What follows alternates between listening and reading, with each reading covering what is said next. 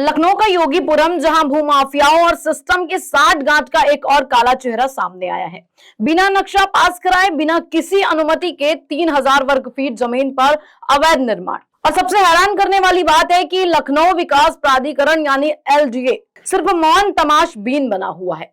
नमस्कार, आप देख रहे हैं जन एक्सप्रेस। मैं हूं आपके साथ नेहा मौर्य। आज की बड़ी और बेहद चिंताजनक खबर लखनऊ से है, जहां योगीपुरम के जिप्टी खेड़ा इलाके में दबंग भूमाफियाओं ने न सिर्फ जमीन पर कब्जा किया, बल्कि नियमों को ठेंगा दिखाते हुए भारी भरकम निर्माण भी शुरू कर दिया है, वो भी बिना नक्शा पास कराए। और हैरानी की बात है कि यह पूरा मामला एलडीए और राजस्व महकमा इस गैर कानूनी गतिविधि पर पूरी तरह से खामोश है। ये तस्वीर उसी डिप्टी खेड़ा इलाके की है, जहां 1300 वर्ग फुट की वैध रजिस्ट्री होने के बावजूद भूमाफियाओं ने 3000 वर्ग फीट जमीन पर कब्जा कर लिया है और उसके बाद शुरू कर दिया है तेजी से निर्माण कार्य। ना नक्शा पास हुआ, ना एनओसी, सिर्फ गुंडागर्दी और सिस्टम की चुप्पी।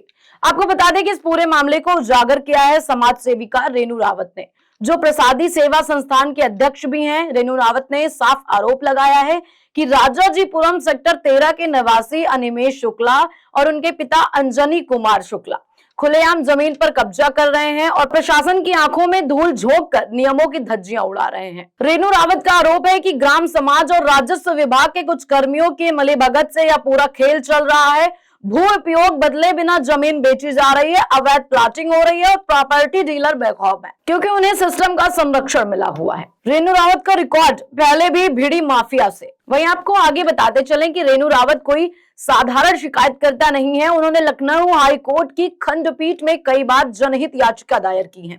उनके प्रयासों से कई सरकारी जमीन माफियाओं से मुक्त कराई गई है, लेकिन अब सवाल यह है कि क्या इस बार भी न्याय मिलेगा। रेनू रावत ने एलडीए पुलिस के राजस्व विभाग को पत्र देकर एफआईआर दर्ज करने, अवैध निर्माण तुरंत रोकने और जिम्मेदार अधिकारियों पर जांच बैठाने की मांग की है, लेकिन अब तक कोई ठोस कार्यवाही सामने नहीं आई है। प्रशासन मौन, माफिया सक्रिय। अब क्या? तो बड़ा सवाल है कि क्या लखनऊ प्रशासन, एलडीए और पुलिस मिलकर माफिया राज को तोड़ पाएंगे, या फिर कानून केवल आम नागरिक के लिए बना हुआ है? क्या शासन के जीरो टॉलरेंस के दावे सिर्फ कागज पर हैं? क्यों अधिकारी चुप हैं और कब तक चुप रहेंगे? भूमाफिया की हिम्मत तभी बढ़ती है जब सिस्टम कमजोर होता है। हम जन एक्सप्रेस पर इस पूरे मामले पर पैनी नजर रखेंगे। आप बने रहिए हमारे साथ, क्योंकि जब सवाल जनता का हो, जवाबदेही तय करना जरूरी है। नमस्कार, फिर मिलते हैं एक और खुलासे के साथ।